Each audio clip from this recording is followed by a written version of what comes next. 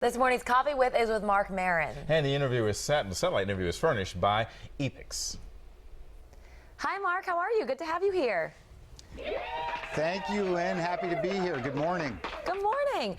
So we're talking about Marc Maron more later, this Epix original comedy event. Tell us what we can expect.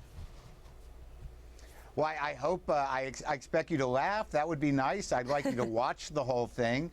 Those would be two good things. I think you'll feel better afterwards. That's my prescription for the special. And I see on the poster next to you some of the topics we'll be discussing: anger, ice cream, anxiety, coffee. Yeah, those are where is it? Point this way. There you go. Yeah, These are all very important topics. Very important. All the ones you mentioned. How important are all those in your life? Think about it. Anxiety, anger, ice cream. Wait, I mean, is there other things in life? I mean, am I missing something? Well, tell me about kale. Kale, that seems a little odd on the list. Well, yeah, tell me about kale. When did that happen? When did we even start talking about kale? It's within the last couple of years. I mean, I went through my whole life never mentioning kale once, and now it seems like 1 out of 4 conversations, kale is going to come up. And in my life, I think I have found through research there's really only 2 ways to prepare kale.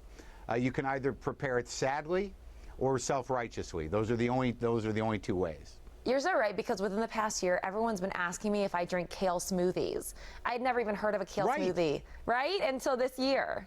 Right.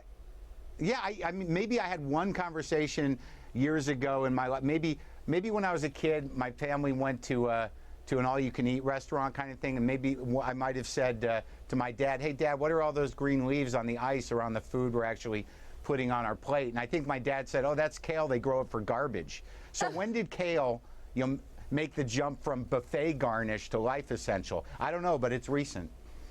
So you haven't done a comedy special like this in 20 years, it says on the press release. So what made you decide to do this one now? Why, I like that you think I was just sitting around saying, no, I'm going to wait. The opportunity, the opportunity came up. I think the last one I did was, in 1995, I did a half-an-hour special for HBO at the Fillmore.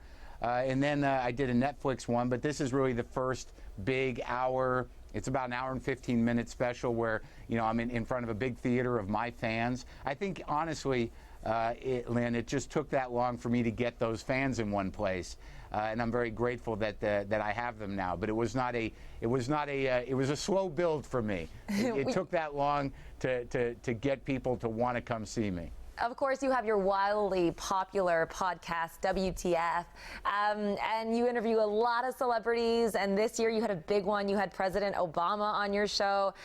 What does it take to make that happen? How'd you get him on the podcast?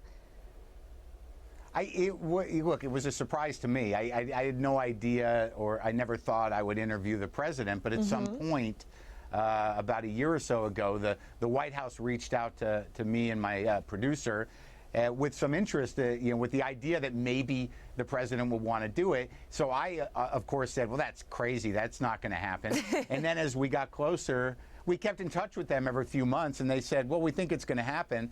And then I thought, well, where do I got to go? Do I got to go to the White House? Am I meeting him somewhere? And then my producer, Brendan, he's like, no, he wants to come to the garage. And I'm like, that's crazy. That can't happen. I live in a 2-bedroom house with a garage out back that's like this beat-up 1920s garage where I do the show.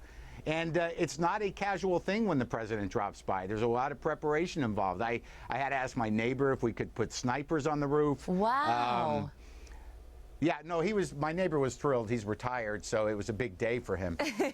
But they had to tent the driveway, so there are no sight lines. They built a carport. There was no cars in the neighborhood for a couple of days. I had about 15 Secret Service guys there, and about 12 to 15 LAPD officers. And it's a big deal to sit down with the president for an hour. And it was a very an amazing day. And it was very.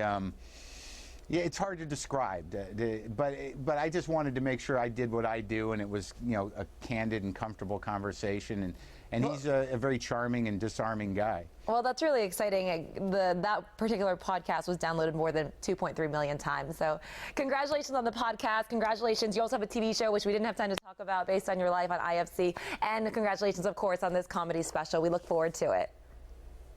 Thanks, Lynn. Thanks, Mark.